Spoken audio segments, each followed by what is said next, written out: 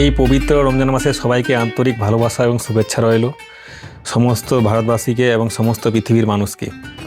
এই রমজান মাস আমাদেরকে আল্লাহ তাআলা এমনিতে দেয়নি, আমাদের সারা বছরে যে আমরা খাই, পেটের স্টমাকের যে কন্ডিশন খারাপ হয়ে থাকে তার সার্ভিসিংয়ের জন্য দিয়েছেন।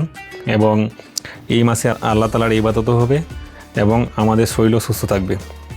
এই মাসে আমরা প্রচুর নেকি করতে পারবো, কারণ এই মাসে অন্য মাসের তুলনায় অনেক গুণ বেশি নেকি দিবে আল্লাহ তাআলা আমাদের।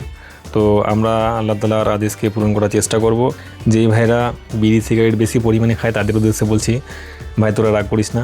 এই মাসে চাইলে তোরা বিড়ি সিগারেটটাকে অ্যাভয়েড করতে পারবি, একদম শরীরকে সম্পূর্ণভাবে সঠিক করতে পারবি।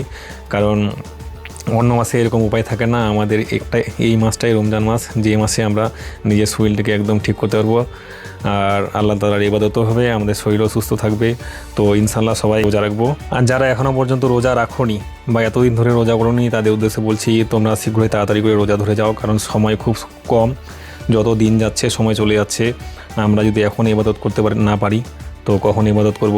তো অবশ্যই আমাদের আল্লাহ তাআলার ইবাদত করা দরকার, দুনিয়াদারি তো করতেই হবে, সাথে সাথে আল্লাহর ইবাদতও করতে হবে। আর এই রমজান মাসে আমাদের মানুষকে সহযোগিতা করা দরকার আছে। যারা গরিব, যাদের অভাব খুব, তাদেরকে আমরা অবশ্যই সবাই মিলে সাপোর্ট করব এবং সহযোগিতা করব, যাতে তাদের রমজান মাসটা ভালো করে কাটে। আর সবাই মিলে একসাথে রমজান মাসটাকে পালন করব ইনশাআল্লাহ।